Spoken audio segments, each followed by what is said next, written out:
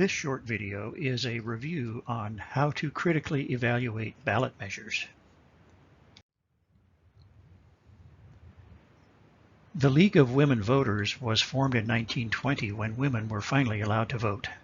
Our purpose is to help promote an educated and active electorate. The League's mission is to encourage informed and active participation of all citizens in all levels of government through education and advocacy. And by the way, the League of Women Voters includes men too. There are two ways that ballot measures make their way to the voters. The first is by the legislative process, in which the state legislature puts the measure on the ballot. There are many steps in this process, from writing a draft to ultimately being certified for the ballot. The second way is the initiative process, which allows citizens groups to draft a proposed measure, and if qualified by sufficient signatures of citizens, the measure goes on the ballot.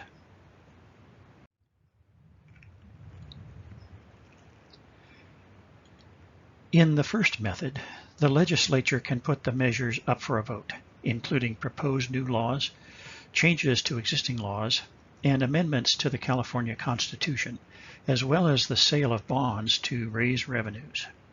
For citizens' ballot initiatives, the initiatives come directly from citizens groups without the involvement of the legislature.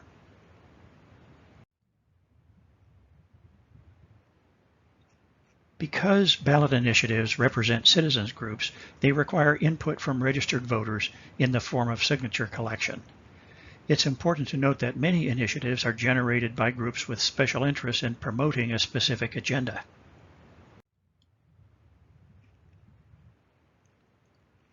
Here are some things to think about when evaluating an initiative measure. Is it too complex? If the average voter has trouble understanding the proposal, then consider that it really should go through the legislative process.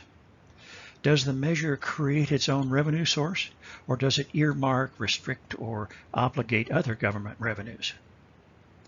Does the measure mandate government programs or services without addressing how they will be paid for? And if the measure amends the Constitution, consider if this is really necessary. Remember, all constitutional amendments require voter approval and can only be changed through the ballot process.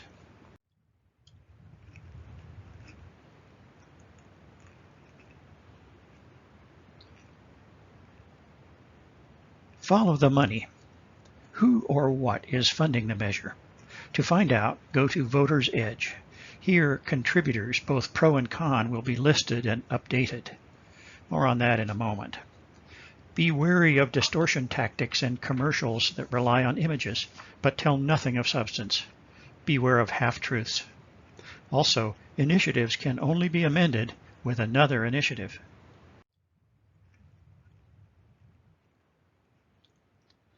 Bond measures are the way the state and local governments secure funding for capital and infrastructure projects.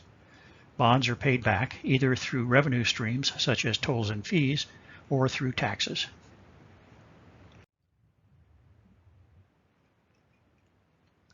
Sometimes the meaning of your yes or no vote can be uncertain at first glance. Remember, a yes vote always means you want the measure to become law.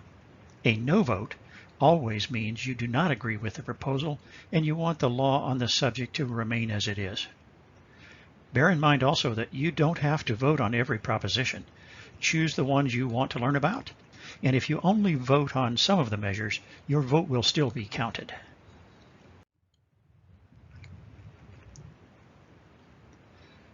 This is the full text of all measures, the official voter guide.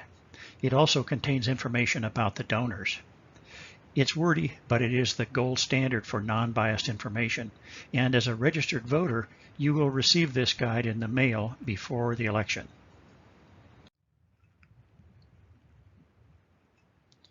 Here are some good resources.